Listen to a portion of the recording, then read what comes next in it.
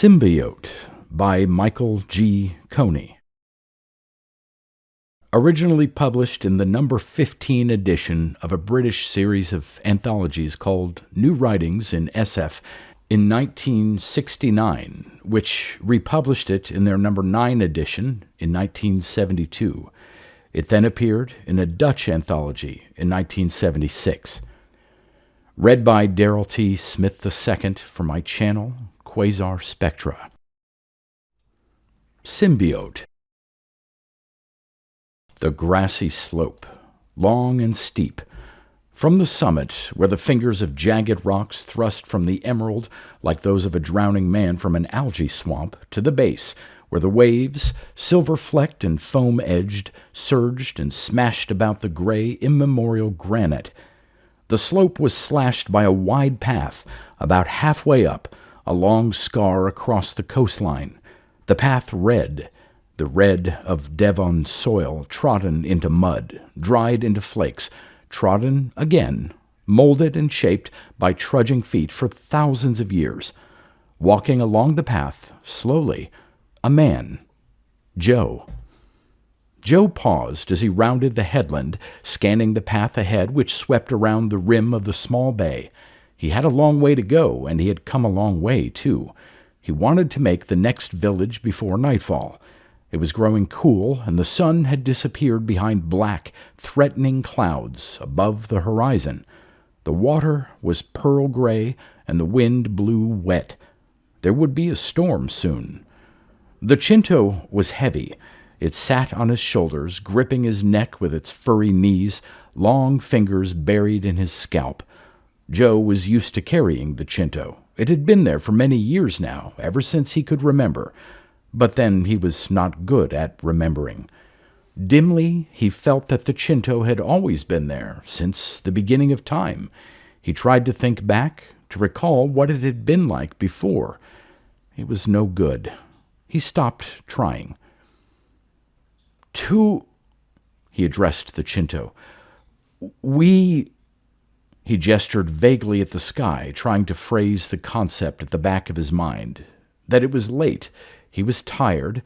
There was a storm blowing up. "We must hurry, Joe. You must walk faster." The voice came softly in his ear. Joe didn't reply. It required too much effort. Two was right, of course, as usual. Two was heavy. Joe's shoulders ached. The flesh felt raw. The girl. He felt a flash of resentment. There had been a girl not so long ago, maybe yesterday. He had wanted the girl. She had long black hair which reached to her waist, covering her Chinto's legs as it fell across her chest. He had wanted the girl yesterday, or it may have been last summer. Anyway, he knew the girl had wanted him also. And two had refused. He remembered it clearly. Two had spoken to the girl's Chinto, while Joe and the girl had held hands and looked at each other. Then Two had said, "We must go." And then they were walking again. Two had spoken to other Chintos in the village, at length, while Joe had gazed at men's faces, and they had gazed back at him, while the Chintos chattered over their heads. They had been fed and given a bed for the night. He remembered the night, and then also he remembered that that was yesterday, and it seemed longer ago than that since he had seen the girl. So it must have been last summer when he had seen the girl, when the sun was bright and the rain was warm. He often thought about the girl and her soft hand in his, and the bright eyes of her Chinto looking at Two over the top of her black hair. The path became steep and slippery, still skirting the sea, but now plunging down towards it through a deep cleft between rugged, gray rocks. The rocks were weathered and with deep black cracks and rough to the touch as Joe scrambled down, keeping his balance by pressing against them with his palms, arms outstretched. "Careful, Joe." Two's knees were gripping tight, his bony, atrophied feet locked together across Joe's chest. Joe was careful. If he fell, he might hurt the Chinto, crush him or smash his skull against a boulder. And if that happened, if Two died, what would happen to Joe? Suddenly he stopped, trembling, his arms jammed against the rock faces, his bare feet digging into the soft mud. The Chinto leaned forward, spoke. "What's the matter, Joe? Why have you stopped?" Joe nodded forward, not daring to let go of the rock, mind groping, voice croaking. "Look!" Fear gripping his bowels. 5 paces ahead, in the center of the narrow path, moving slightly, was a small snake, yellow-green, patterned down the back in zigzag black checkers and gazing at Joe with unwinking jewel eyes, tongue darting. It moved again, slowly, and raised its small, flat head. It was ill-tempered, caught out of its element, unable to get back to the dry, heathery grassland beyond the rocks. It wanted to strike, to hurt, to kill. Animal-like, Joe sensed all this. "I can't—" The sky had become darker. The wind murmured, sighed through the cleft. The first drops of rain began to fall, spattering on the path, spraying from the rock walls. "A stone, Joe. Get a stone. A piece of rock. Throw it at the snake. Kill it. Then we can pass. If you kill it, then it can't hurt you." Terror hastened Joe's thinking. He pieced together the concept, the sequence of actions involved in the total event. He bent down, clutching the wall with one hand, and picked up a stone from the path, clawing it from the red mud. He threw it at the snake and missed. The snake moved towards him, sluggishly, sinuously. "Do the same thing again, Joe." He repeated the action, this time raising a large chunk of granite above his head in both hands, while two swayed back in alarm. He smashed it down with all the power of his thick arms, catching the snake a mere pace away, crushing its head. The tail, protruding from under the rock, writhed feebly. "We can go now. Hurry!" Still trembling, his knees weak with reaction, Joe stumbled through the cleft and out into the driving rain of the exposed hillside. Interdependence, symbiosis, call it what you will. This is mankind and the Chintos. This is Earth.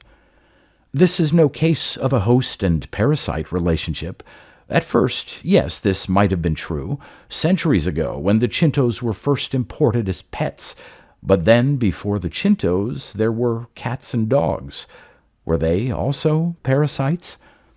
As the years went by, the Chinto became more popular, less of a status symbol, more of a universal pet. They sat on the shoulders of their owners. It was convenient. They went everywhere their owners went. Before long, everyone had one. It became fashionable to give a child a Chinto to celebrate his 14th birthday. But the Chintos were intelligent, though physically small, and inclined to be lazy. And man was larger and stronger and enjoyed physical exercise. There was not much mental exercise to be had. Computers did all the figuring. It had become an effort to think. This didn't matter, because the Chinto was sitting on mankind's shoulders, eagerly making suggestions, formulating new concepts, explaining, inventing. So why bother? Just carry them around and they'll do your thinking for you. The arrangement was satisfactory to the Chintos, too. Why walk when you can be carried? After a while, after a few centuries, the limbs began to wither away. The monkey-like body atrophied, but the brain expanded. Now convenience has become necessity. Man had virtually lost the power of constructive thought. Chintos could hardly move of their own accord. The races were truly interdependent. Is this what happens when the end of the evolutionary road is reached, and the machines take over all the work, and there is nothing to do except play football and eat and sit? Is this luck? Pure chance, the intervention of a race with a young, inquiring mind but a tired, weak body? What was it that guided man to the Chinto when he roamed through the stars, seeking a companion in his youth and wonder? Was it luck that he found the Chinto? Or was it that subconsciously what he was seeking was more a companion for his old age, when the urge for exploration would be gone, and he would be gazing at his television screens and playing his games while machines tended his every need? Maybe. And now man, though changed, was saved for the time being. The machines were gradually running down, and they were not being repaired. The arts, albeit Chinto arts, were flourishing. Population had fallen drastically, and every man could find a job if he wanted it, and his Chinto saw to it that he wanted it. An easygoing agricultural civilization. Pity that man is the village idiot. They had left the cliff top. They had turned inland, following the path through scrub and gorse and bracken, scented in the damp air. They had been walking for a long time. Joe had forgotten the snake, almost. Just a vague recollection remained that something unpleasant had happened before. Yesterday, perhaps. The wind had freshened, sweeping salty across the flat, tall plateau of the coast. Joe's clothes were wet and sticking to his back, fastened there by the onshore breeze, which was becoming a gale. Left here, I think. They had reached a gate, which gave onto a lane. Joe hauled the gate open. They passed through, and it clashed behind them, slammed by the wind. Now his feet padded on cracked concrete, wet and smooth. "Halt!" A harsh voice from a roadside hut. A square, shining face thrusting towards them, dripping wet. "Where are you going? Your name, please. Your business. Your identity card." A hand appeared below the face, outstretched with stubby metallic fingers. "Carry on, Joe." Two shifted on his back. "It's a relic of the past. I don't suppose many people use this road now. Maybe just a few census takers, like ourselves, that's all." "Halt, I say!" The lower half of the door crashed open. The robot lurched out of the hut, whirring. "I repeat, your identity card, please." We... Joe felt compelled to say something over his shoulder as they moved on. He sensed the antagonistic attitude of the robot, but was reassured by Two's unconcern. "Halt, or I shoot!" "Keep going, Joe." "A man has disobeyed my instructions to halt. This is a restricted area. Therefore, I am going to shoot." The robot was stating his case for the record, speaking loudly into the mouthpiece set on the side of the hut. Wire ran from a transmitter to the top of a pole beside the hut, then trailed down across the road. Joe stepped over the broken end as they walked on. "I shoot! I shoot!" The metallic voice grated from behind. Joe looked back. The robot held an automatic rifle at his iron hip. His finger was hooked over the trigger. Nothing was happening. The gun was empty. It had been empty for years. As the robot squeezed, the trigger guard broke off, rusted through. It tinkled to the concrete road. Joe walked on, leaving the robot standing motionless in the center of the road, an indistinct figure in the driving rain. Such reminders of the machine age were rare nowadays. He felt grateful to Two for knowing how to deal with such a situation. The road bore to the left and began to sweep downhill, a steep declivity through a wooded cleft. They were heading towards the sea again, and the full force of the gale blew up the road, funneled by the slopes on either side, howling through the trees and scattering leaves and twigs. Joe hunched his shoulders. Two crouched behind his down-thrust head, clinging hard. "Down here, Joe, where the road meets the sea. There is a village. We will find a place for the night." Two's words were whipped away by the wind as he shrieked in Joe's ear. "Good." Joe supposed that the robot would have gone back into his hut now, out of the rain. He stopped, peering ahead, eyes narrowed.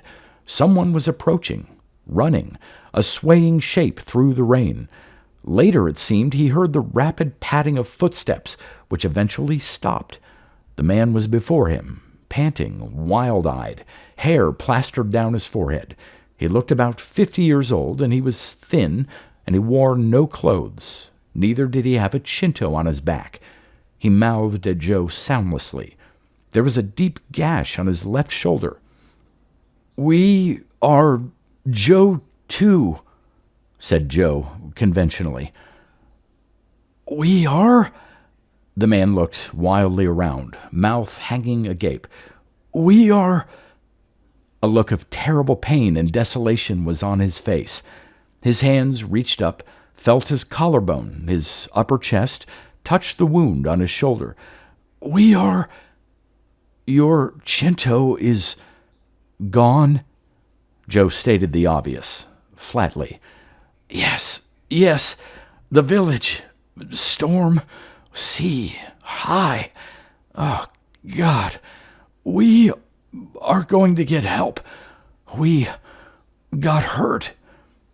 Again, the lost look, almost panic. Then the man brushed past and ran away up the road, the sound of his footsteps soon lost in the pounding rain and driving wind.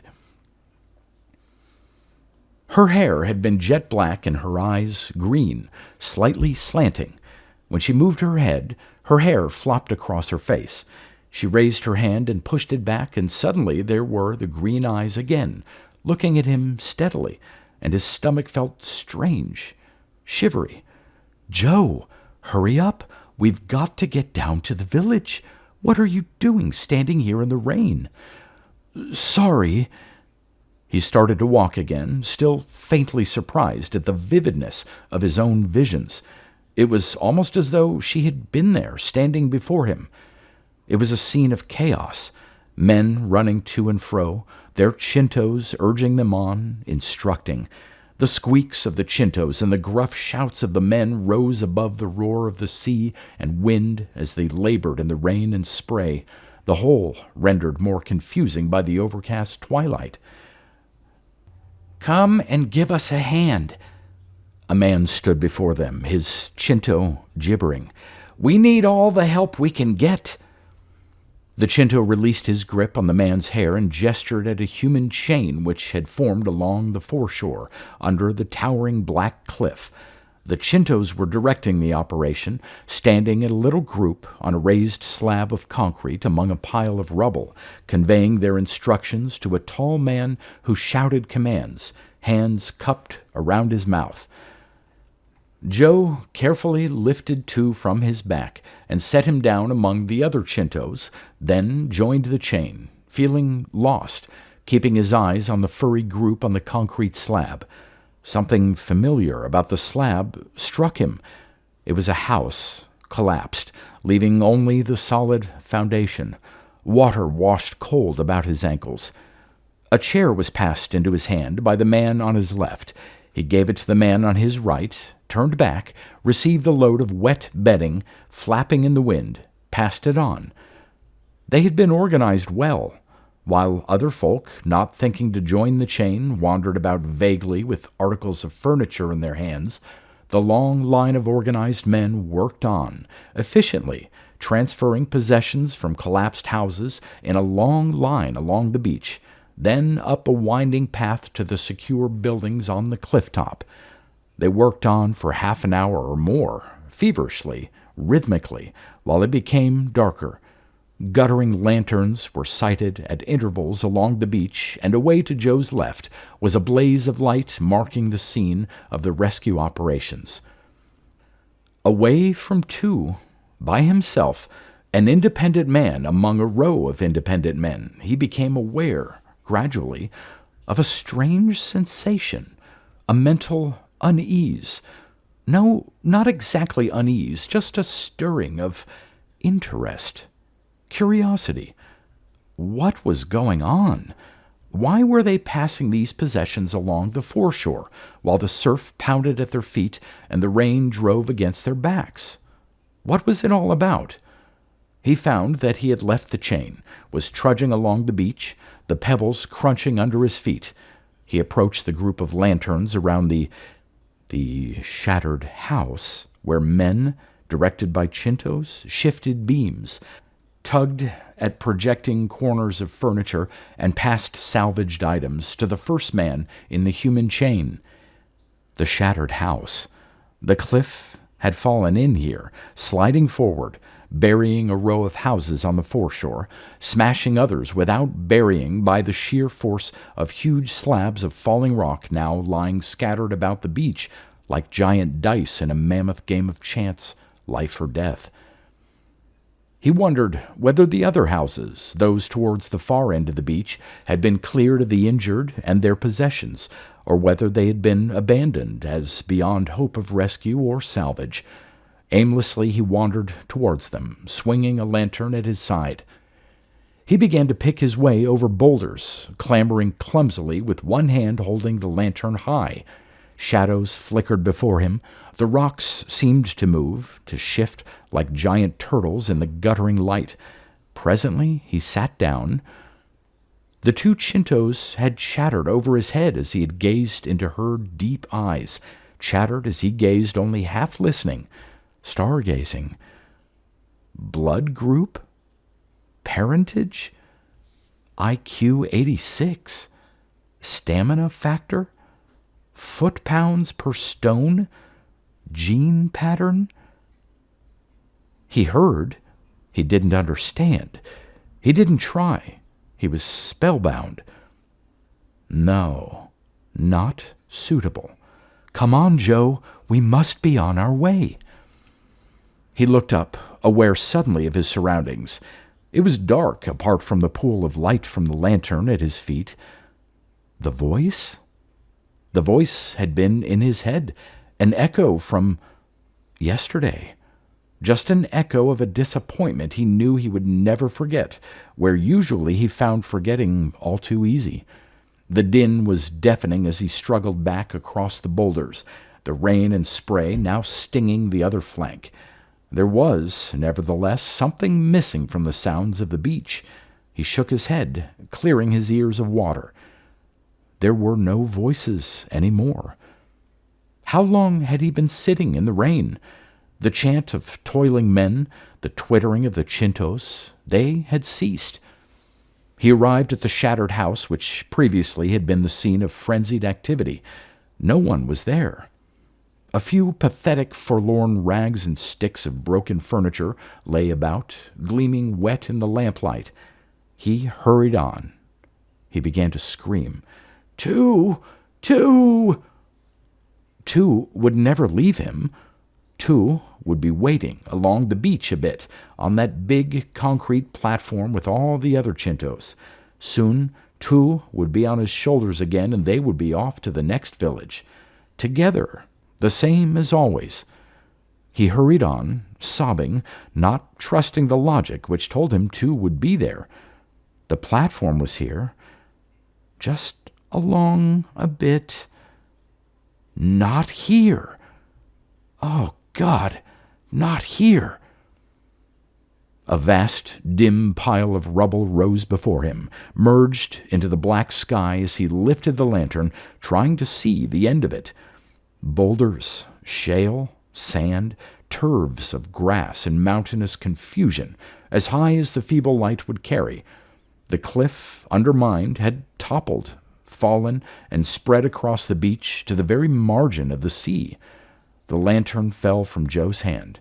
Blackness closed in on him as he threw himself at the amassment, clawing, screaming. Two! Two! He came round. He came round slowly, painfully, harsh light forcing his eyelids open, biting cold, compelling his limbs to stir. He shifted painfully, looked around, dragged himself upright. He was shivering, his hands a concentration of sharp pain. Before him was an indistinct mountain of rubble. Around him was swirling mist. He remembered. With memory came the sense of desolation, of a loss too appalling to bear. Somewhere under that rock was Two. Two, who had been his companion and guide for many years, without whom he was incomplete. His mind, his whole body, was numb at the thought of it. What could he do? He stood there irresolute, regarding the mountain of boulders. He might have stood there until he dropped from exhaustion and exposure, but after a while the long-instilled instinct of symbiosis gave way to an instinct even more basic: self-preservation. He began to walk, stiffly. What had they said? What had two said to him so many times, speaking softly into his ear as they strode together? "If ever anything should happen to me, Joe, if I should die, or if you find yourself alone through some accident, report to the nearest center. They'll take care of you." He had protested when two had said this. The suggestion was too morbid to contemplate, but he had remembered. He was climbing now, climbing up the cliff path at the end of the ruined beach, his body strangely light, his shoulders feeling somehow exposed, unnecessary angles protruding from his neck. Purposeless now that two had gone, he windmilled his arms, trying to generate some warmth in his body. His arms felt slack, unobstructed. Report to the nearest center. Where was the nearest center? Oh, yes! He had passed centers before, many of them, in the coastal villages. Therefore he must retrace his path, keeping the sea to his right. Two had once said to him, "You mustn't resent me, Joe. You mustn't feel that I am a burden on your back, that you would be better off without. I admit that I am dependent on you to carry me around because my limbs are no use, but I can think, Joe, and therefore you need me because man cannot think properly any more." Or something like that. They had been drinking in an ancient stone beer house. Joe had stumbled, stooping to get out of the door, and bruised his kneecap on the stone flags outside. He had been slightly drunk, and he had spoken unthinkingly. Why the hell did they build doorways so low in the old days? They could knock a Chinto's head off if you weren't careful. Musing dimly on times past, Joe trudged back along the cliff path in the mist-filtered morning sun. Later, the sun had broken through, and it was becoming quite hot. The sea was dazzling as Joe walked, not thinking anymore, just walking. Perhaps the screams had been continuing for some moments before he heard them. They were high-pitched and desperate, urgent. He quickened his pace. He had once trapped his foot in a rock cleft and had lain on the ground helpless, unable to wriggle free, not knowing what to do. And two had urged him to shout, to scream. Presently, help had come and he had been released. The screaming continued as Joe quickened his pace. A man must have caught his foot. Joe would free him. Joe knew what to do. Everything would be all right, and perhaps they would take him to the village. He shouted encouragingly and broke into a confident run. He topped a rise, then paused, irresolute. In the hollow were a group of men, just men crowding around, jostling, moving seemingly at random, and a screaming from their midst. A few of them were bending down, those in the center of the group. He moved forward again. He reached the outskirts of the group. They were just men, alone, without Chintos. He nudged the nearest one, who wheeled round. "What?" Joe asked, pointing.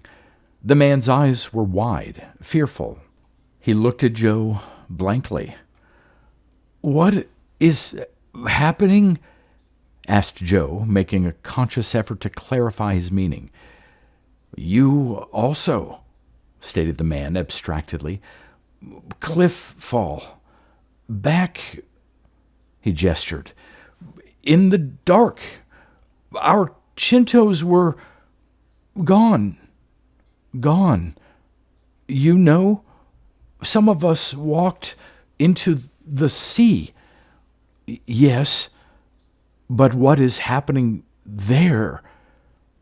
The man smiled uncertainly. The panic abated in his eyes as he mentioned the word, the blessed word, Chinto. Suddenly the crowd resolved itself.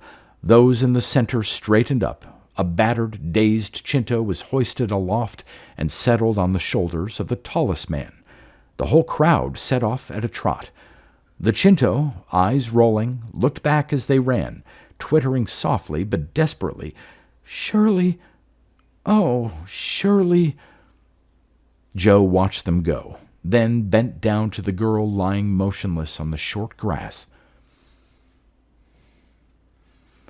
But sometimes the errant atom of carbon-14 will stir, changing subtly, and in the manner of its changing alter another and another, or the sun's unseen rays, striking the microscopic egg or wriggling sperm, will cause an imperceptible mutation, a slight change from the accepted nature of things. If these mutations are favorable, they may live. If not, they will die. His heart was pounding.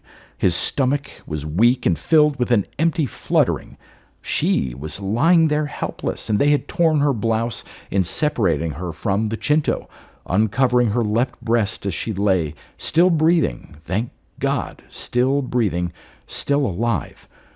Her breast was small and neat, and with a random thought which surprised himself, Joe thought, "Funny, I've always liked to see girls with big breasts, and yet, when after a while the eyelashes fluttered and he gazed into the deep green eyes of the girl with the small breasts, she was the loveliest thing he had ever seen, and he was lost. Her eyes were open now, but she didn't see him, not yet. Her gaze was turned inward, and her face showered with pain. She moaned softly, and Joe laid his hand on her waist as she lay there, and he muttered something awkwardly. She must have heard, because suddenly her eyes cleared, focused on him, widened in sudden, surprised recognition. "Oh!" She moved and made as if to get up. "Stay there," Joe said.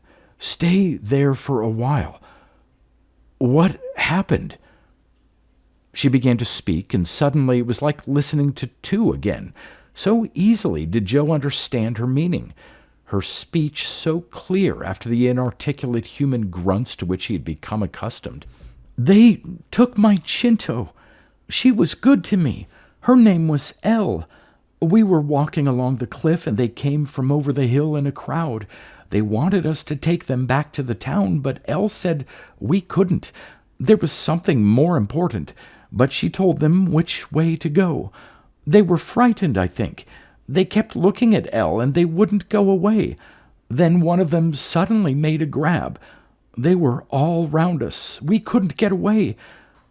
"I'm sorry," muttered Joe, his eyes fixed on her face. He would have liked to have said, "It's all right. I'll look after you until we get to the town." But it didn't seem right, because he knew that this girl was different from the usual people. She could talk. She was clever. She would get along all right on her own without her Chinto. "What shall we do?" he asked instead, humbly. He watched her as she rose to her feet, painfully, yet with a certain grace. Somehow she looked quite natural, standing there without a Chinto. He himself felt awkward, slightly ashamed in his incompleteness, but she looked as though she were used to standing alone. "There's an abandoned house back along the path," she said, with a clarity of recollection which amazed him. "We'll go there. Stay for the night. Make a fire. It's too late to start walking back to the town now." "Yes," he agreed, staring at her, astonished to find her hand in his as they began to walk. "Why," he asked, "why were you... where were you going?" He felt at ease with Shirley. Words came to his lips, and he was able to utter them, to express concepts which he had never even thought of before. She turned over, onto her back, and he watched her profile outlined in the rosy glow from the fire behind her, the fire which she had lit with such skill, actually producing a box of matches from a pocket in her skirt. They had lain together close on the floor by the fire then, and after a while they had lain even closer, and Joe was still drunk with her beauty. He watched as she lay silent. "Why?" he asked again. He wanted to know everything about her. She hesitated. For a moment her self-possession seemed to have deserted her. She turned her head towards him as she lay, her hair falling dark to the floor, her face in shadow. Do you remember me, Joe? Do you remember where we met before?" "I remember, Shirley," he said. She smiled, a glow in the shadow, and took his hand. "Oh, good. I thought... Well, people forget easily, you know. I thought I might be making a fool of myself."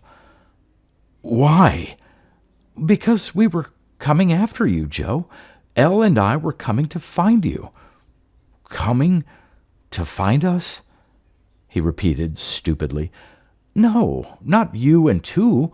Well, not entirely. It was you we were interested in." "Me?" "Yes. Listen carefully, Joe. I'll try to tell you.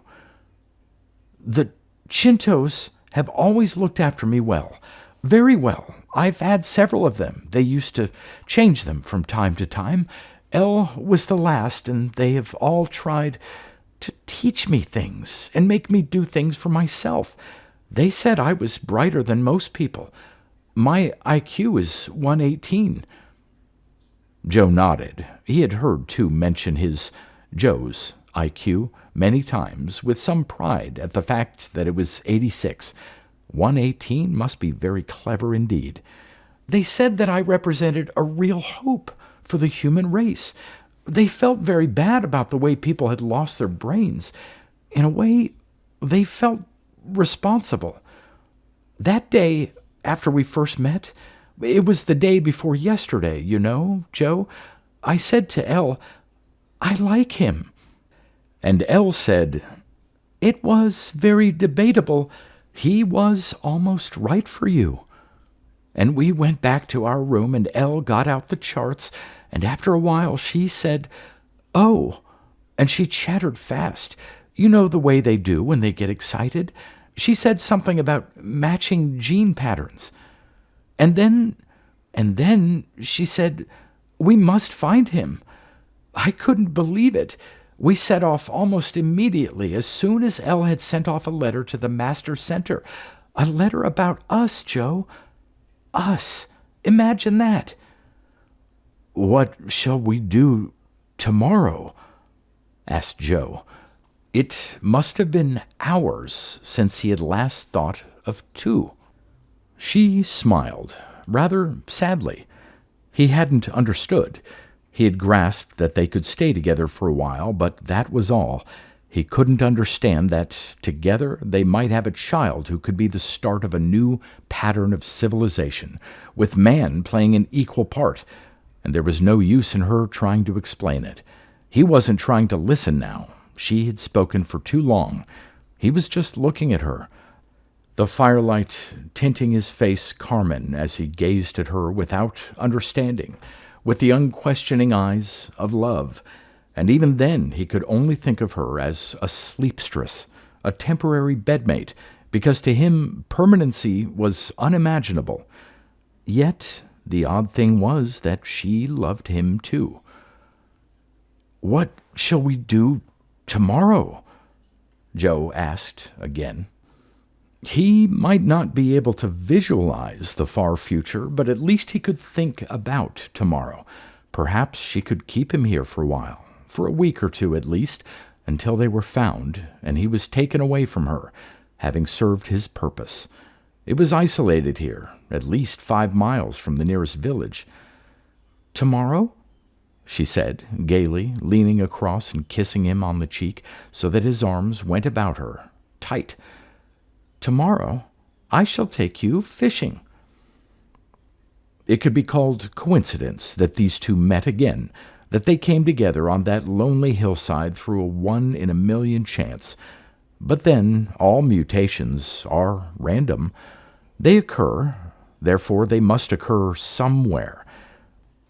This mutation, which might or might not be of sufficient importance to alter the whole structure of civilization, occurred at a point some 5 miles west of the village of Ixton, near a beach called Red Sands, about 100 yards from the water's edge. Why not? It had to happen somewhere.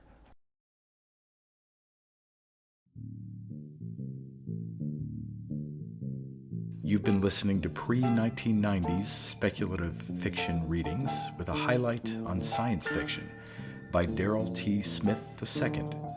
Please consider clicking the donation link in the description box. Thank you so much for your time and your imagination.